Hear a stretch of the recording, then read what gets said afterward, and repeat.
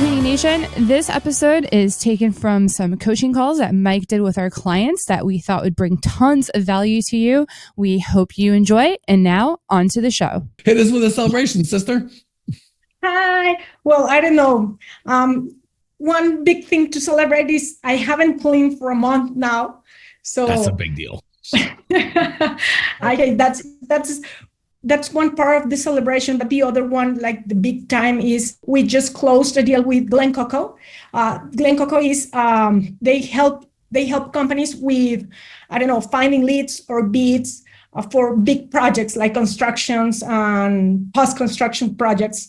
So there's a project that we have with other franchises, and we're like bidding for one huge contract that I hope we get. It's 30,000 post construction for 30 units. So I hope we can get this. We're like working so hard on the numbers and on the proposal that we have for them. So I'm just to consider being a small company, I think that's great. I'm telling you, girl, I can't encourage you, for all of you guys, not just my friend Diana. I hate post-construction. It is just like you said, we're doing all this work for one little bid, and post-construction, you know as well as I do, some contractor comes in late and makes a mess after you clean, and you can't come in these hours. And it is always a crapshoot. Like there is no, my least favorite / favorite example / least favorite truth is one of my great clients, Spencer. Some of you guys have heard of him or met him. Spencer Ward, super great guy, very good business owner. I think he's got several businesses now. His famous words to me were, "It's a quick 50,000, Mike," and not in revenue, in profit. Quick 50,000. It's like he had like a $250,000 or $300,000-$400,000 post-construction job. Quick 50,000, Mike. And I'm like, all right, buddy, you know where I stand. I love you. I'm going to support you. That job cost him 6 months of his life. I don't think he made a nickel. I think it either cost him $5,000.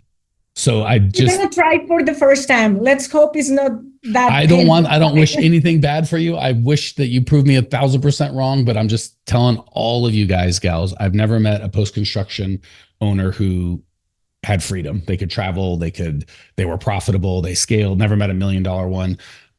So you can do it. I'll still love you. I'm still on Team Diana, but I won't celebrate it with you. I'm always going to tell you the right thing. And if you're like, I don't care, Mike, I'm bidding on it, I still want you to win. I want you to make a ton of profit, but just want to make sure I give you the benefit of my experience, and your job is to take or leave as you see fit.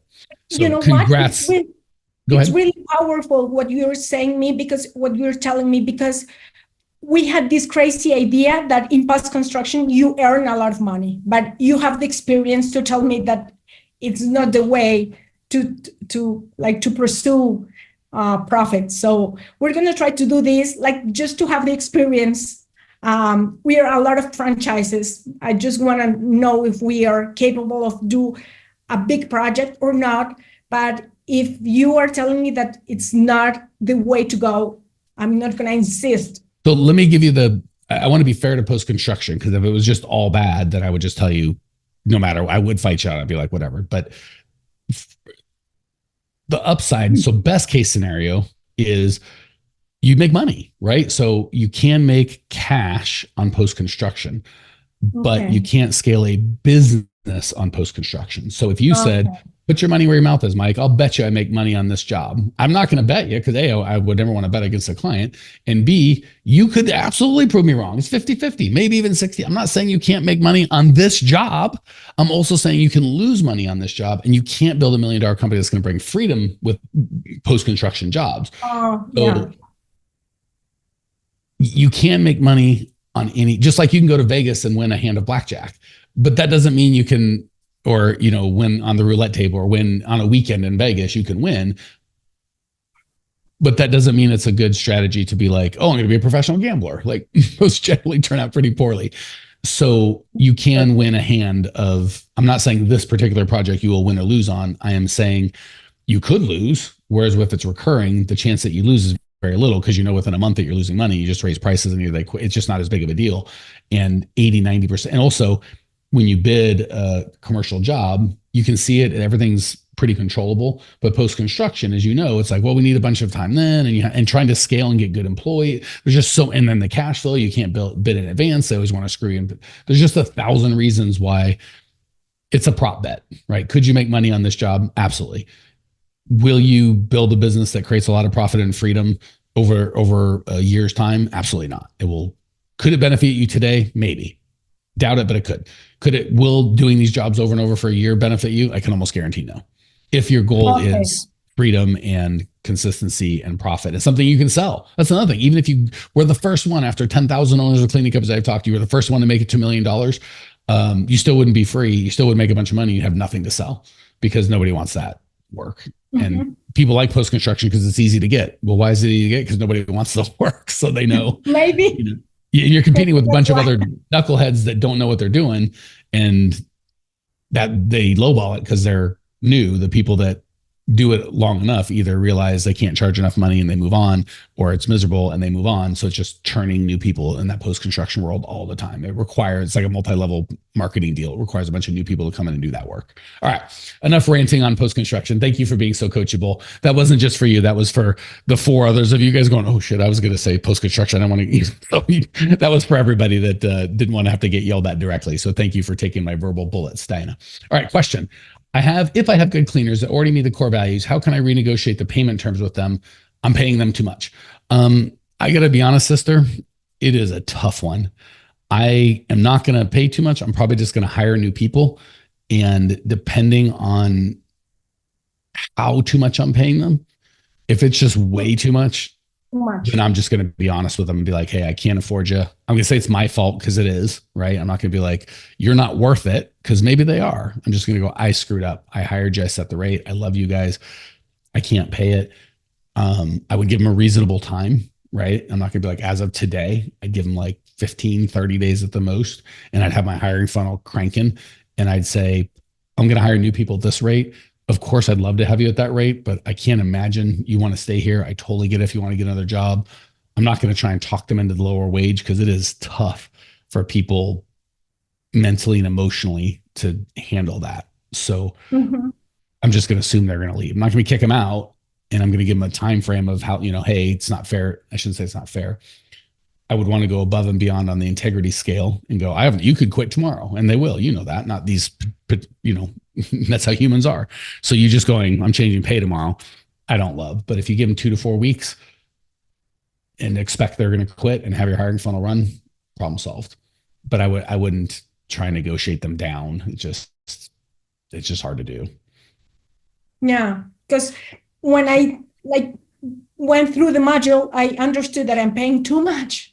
I bought time for one of them, like 40 hours per week, just for her not to go with anyone else. Because, Miami is like, the forest is like savage in terms of cleaning businesses. So it's too much to pay 40 hours per week. It's too much. I know that. Well, and just so you know, that's so common. Just like what Megan, I think Haley were saying, when you get people that before you have a hiring funnel, you overpay, you're over nice, you let them walk all over you because you know that they need you need them way more than they need you. So we tend to let the inmates run the asylum, right? We let them make a bunch of decisions, but they're temporary and we're permanent. Like, we're in charge of running this gosh darn thing.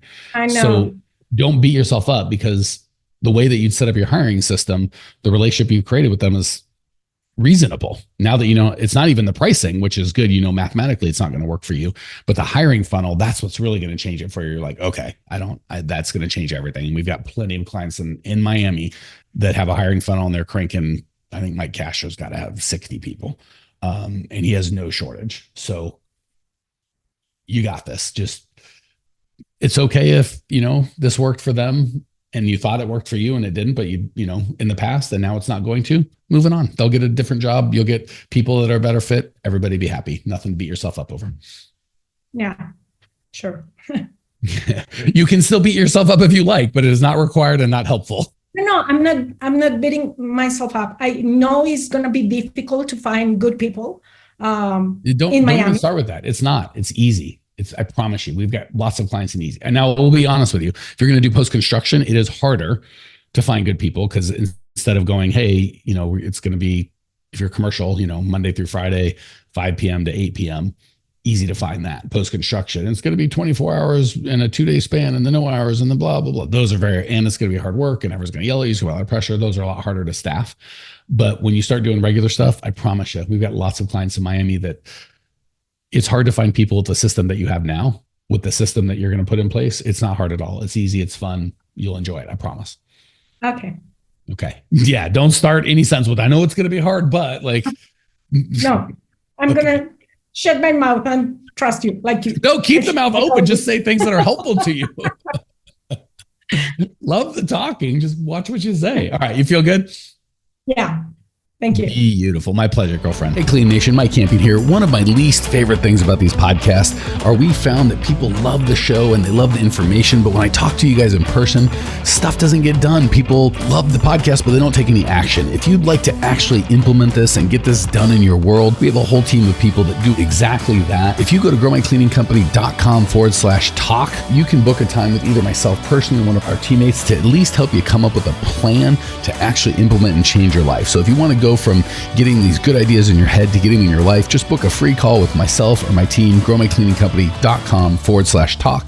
And we can go from this one-to-many format to one-to-one and really get you some results. Excited to talk. All right, Esther in the house. So I do have, can I ask? Yeah, no, I was moving right on to your question, but you go right ahead. Well, go ahead and whatever I had written down, let's start there. It just says delay in payments. So I was going to ask you to clarify anyway. I do short-term rentals and vacation rentals only. Okay. And so I use Turno and Wave application for payments. And because I only do STR, short-term rentals and vacation rentals, and I'm paying my employees and then I'm reimbursing myself, and I'm leaving myself hanging, so to speak, week by week, because I pay weekly. So I'm trying to figure out what the best way out of that is, or if there's another way to do that. Yep. So let me answer. There's 3 things and this is for everybody, not just Esther. Thing 1, 65% of the time we feel it's a cash flow problem, i.e. I have to front this money and I don't get paid till then.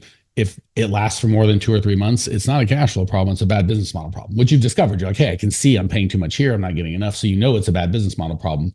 This cash flow thing, I bet you 70, 80% of that is solved by fixing this other thing. We're still going to fix the cash flow thing, but it's just going to make your life better, as opposed to like, I can't make payroll. I'm stressed about making payroll, or, the real red that we don't enjoy that. So 80% of the time, it's the cash flow is exacerbating the real problem, but it is not the real problem. So that's why we start with what you're doing, which is let's make sure we've got a 45% cost of goods sold. Once we do that, the money will catch up and you won't be broke so often. So that's step 1. Step 2, or the second point I wanted to make is I would, for everybody, not just my friend Esther, we do not pay weekly. And this is one of the reasons we like Megan. You do not pay every other week, which is what most people do, because your cost of goods sold will be all goofed up on your books. Because if you pay every other week, every other Friday, it's like, well, this payroll, blah, blah, blah. And then every 3 or 4 months, you'll have 3 payrolls in a month and your whole cost of goods sold gets screwed up and it's a mess. So you pay twice a month. Everyone write her down. Call your payroll company. This is why we got Megan, by the way, is for some reason, a lot of payroll companies fuss at you when you do that and they don't want to make that change. Megan, that's the only way she does it. We tell her that if you're going to be with us, it's twice a month, period. So get with your payroll company, whether it's not Megan, because she wouldn't have set it up that in the first place. So get with them or switch to Megan. I don't care if they give you any guff, definitely switch to Megan. But the 1st through the 15th and the 16th through the end of the month, those are the 2 pay periods, not every other Friday. And I can hear some of you saying in your mind, if not out loud, my employees are going to get blah, blah, blah, blah. What your employees are saying is, Esther, I'm so bad with money and have so much financial drama in my life. If I don't get that $319 on Friday, I'm going to go homeless and I'm going to blame you. Not the fact that I've got terrible credit and I had to put up a security deposit and I just went to Vegas and wasted a bunch of money and all these other 72 bad decisions I made to put me here. I'm going to blame you and freak out and whatever. So they're raising their hand going, I'm full of drama and a mess. And you're like, well, let me accommodate your mess. The right way is to go, that's not how we do it. And it's like going on a first date and your date not only not buying your dinner going, hey, can I bum $100? Like, they're raising their hand, telling you who they are. And if you don't want, and you're like, yes, let me give you 200, or what do I do? I had a bad date because he asked for $100 and I only had 80 on me. How can I fix? Like, you get another dude. You don't fix you fix the guy you're dating. So they're raising their hand going, we are a mess. Same thing with cars, right? Like, I don't have a car. I need a ride. I'm raising them. I'm telling you who I am. You got to pay. You don't have to pay attention, but you can ignore me at your own peril. I'm telling you I'm crazy. And you're like, you'll be fine. Like, okay, let's see. So that twice a month pays 3 times. You get paid first because your cost of goods sold will be accurate, which is really important, especially as you scale. You'll get paid the second time because as opposed to 26 or 52 payrolls, you only have to do 24, saving a couple $100 a month, not to mention the headache of doing the payroll. Number 3, it's a great way to get the drama people to raise their hand. Couldn't you imagine on a date if guys just had or gals had to raise their hand and be like, I'm nuts. Like, how handy would that be? It's that way with employees. You just got to pay attention to them. Does that make sense? Yes. Cool. Last piece on your question is there's infinite ways you could do it. There's 2 ways I would coach doing it. If you really want to get fussy, which I wouldn't coach because it's a little much, but you could, you bill like a lawyer. Hey, short-term rental, I need, what do they call it? Like your lawyer, you give them a couple grand and they're like, oh, we get our couple grand first. And then for $300 a month, we work hourly. And once that gets down like $400 or $500, a retainer. Once that gets down to $500, you fill that bad boy up and I keep working. But at no point will you get a lawyer to work to you for free unless he's taking a third of, it's some sort of like injury accident deal. If it's a real lawyer, you're going to pay a retainer. And once that retainer gets low to a couple, they stop working until you fill it up. So you could get downright medieval with them, which you might struggle getting that set up, but it's not impossible. The way that I would tolerate, which is kind of fair to everybody, is I have your credit card on file, and by golly, I run it the day I do that cleaning. Period. End of sentence. That I do not negotiate. I'm doing that about 80% of. No, I take that back because there's 75% on Stripe, which is delayed. The ones that I invoice, I have their credit card, so that I can charge. So if the hard part about this is because the Stripe system is connected to Turno. Turno is my scheduling system, and it's connected with the calendars through the hosts and the owners. So none of that has to be the case. You can, just because a software offers, I use ZenMaid all the time because it's a beautiful example. And I've had Amar, the owner of ZenMaid, on my podcast. I love ZenMaid. I'm not knocking it. But one of the features they offer is online booking. I vociferously coach against online booking. You need to go into the house. So people go, I got to do this. I can't do it because like, no. ZenMaid bends to you and what you want. And if not, you switch ZenMaid. You do not, my booking software, I don't give a crap. Then switch your goddamn booking software. Same with Megan. If you talk to whoever your payroll people is and like, okie dokie, we got you. Great. Then you do that. If they're like, rah, rah, rah, I would be like, hey man, my payroll will be run the 1st to the 15th, the 16th of the month. I'm giving you the opportunity to be the person to run it. If you'd like not to, best of luck. But we do not bend the way we do payroll to our payroll company. We certainly don't bend the way that we bill to Stripe or to whoever you're using for scheduling. That's nutballs. I'm going to have them bend to me, or I'm just going to switch softwares. And I would have my accountant doing all of those things. I'm not going to run any of those things. And finally, guys, gals, I would not invoice any of my clients. I would send them a sales receipt. So QuickBooks, when you run the invoice and pay it, you can click a little button that says email a sales receipt. That's what I would do. And that's what most of you guys get, Netflix or the gym or anywhere that you have a recurring subscription with. They don't send you an invoice. They just send you a little email going, hey, we ran your card for $100. And you're like, okie dokie, Netflix. Thanks for the heads up. So don't feel like you have to spend a bunch of time sending a bunch of invoices. Did that, and again, if you've got 80% are paying on the day of service, Esther, your cash flow problem is certainly the other thing that the cost of goods sold are high. And when you fix that, that's it is. Yeah, the Stripe thing is a huge part of this. So I'm just going to have to find out if there's a way to get a prepayment set up through Stripe. You don't have to be a prepayment. You just literally have your schedule or an accountant. And by the way, for everybody, as much as I hate move in, move outs, post-construction and say never do them, don't take them, they're terrible. Like poor Diane, I just went off on. Love you, girlfriend. Big hug. Thanks for putting up with me. I only pull your pigtails because I like you. I put short-term rentals right in the middle. Like I'll take them. They're fine. The thing I don't love, and I won't fight you as hard as I will on post-construction. Oh, you're killing me with that Dutch Bros, sister. I haven't had my lunch. I'm addicted. Yeah, I'm a caffeine's my thing. I'm like, oh, sugar, Sorry. caffeine. Anyway, sorry. Short-term rentals right in the middle for me. I don't think my experience has taught me that regular recurring revenue is a better caliber of client, but short-term rentals are not like move in, move out post-construction. The one part I'm going to get even a little squishy is like, oh, you're a whole business. I'm less into that. For the big reason, which isn't always, is it super seasonal, which I hate. So if your area is like, oh no, not my area, it's 24/7. We're busy all the time. I'm like, all right, I still don't love it, but I'm more tolerant. If you're like, no, my area is my revenue triples and thirds, we got to get that down to like 20-30% of your revenue. Yeah. Not because you're firing them, because you're hiring regular flatline stuff. So a lot of these workarounds that we're talking about, because it's short-term rental, I know they're a pain in the butt and there's more drama and stress and headache, and not only are they seasonal, they're also cyclical. So, God forbid, COVID was tough on everybody, but God forbid you're a vacation rental, your business is just done. Same goes when the economy goes down, when lots of stuff the vacation rental market's more fragile than the regular recurring residential. But the cleaners love them because they're just so easy to clean. That's the one. Believe it or not, the cleaners, when you have others, we're going to get we're not going to mold our business to the cleaners. The cleaners also like that you drive them and buy cars for them and pay them weekly. Good for them. We're going to mold the cleaners to our stuff. There's this emotional line that I need to get past because I was a cleaner after my massage career was put to a halt. Then I was cleaning. Then I went to opening my own cleaning. So there's this emotional middle ground here where I want it to be easier for them, that I've been told as well to get past. You're now the owner of this company. You need to not think emotionally for these cleaners. For everybody, we try and sell how we buy, which is not effective. So for some of us, if you're at a place where you're not making as much money as your perfect prospects, I'm not saying that about you, Esther, or anyone in specific, but just generally, we're cleaning $1 million house and we're renting or living in a $300,000 house. It can be emotionally hard for us to go $600 a month and not freak out because we're like, I would never, that's insane. But you have to sell the way they want to buy, the way they're thinking. And you're like, what does this have to do with what I'm talking about? Exactly the same thing with cleaners. Just because your experience was you preferred X, that doesn't mean everyone else in the world prefer, you know what I'm saying? Like a lot of people, well, I would need 40 hours a week. Well, most people can't clean 40 hours a week. They'll die. That's why you're an owner and they're not.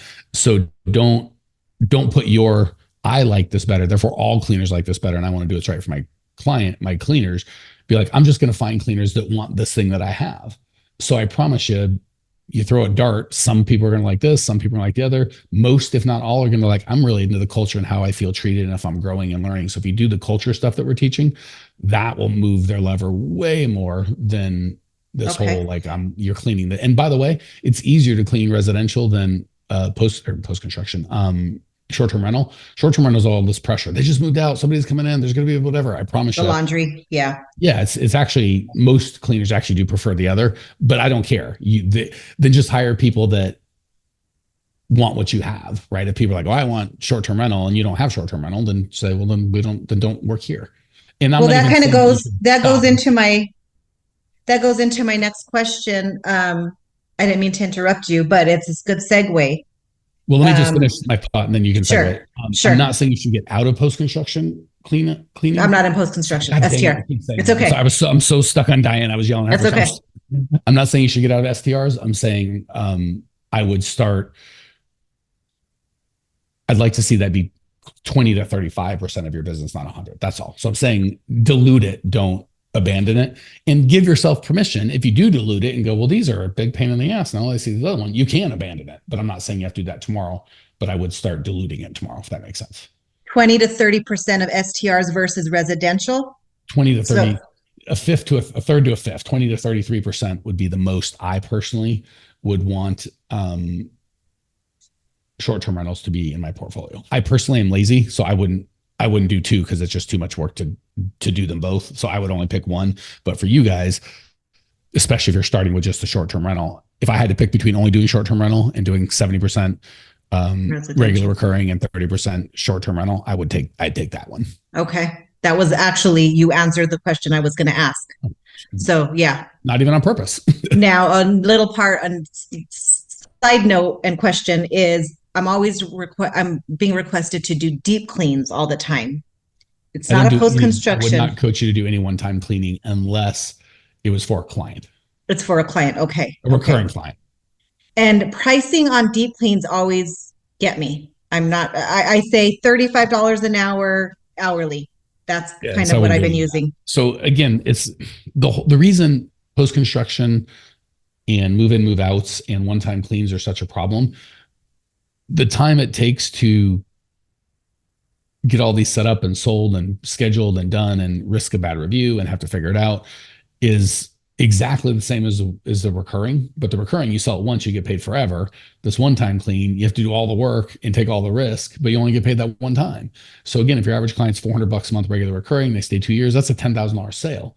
If you do a deep clean for $1,000, you have to do all the same administrative work and the risk is higher because the risk on a regular recurring is only for the first couple cleans, and then you pretty much get it sorted out and you get paid forever. The risk on a one-time clean is huge, and 80% of your bad reviews are going to come from those one-time cleans because you don't have a relationship with them, right? So it'd be like if we had this relationship where I work with you guys for months at a time and we really work everything versus I just did a 1 hour coaching.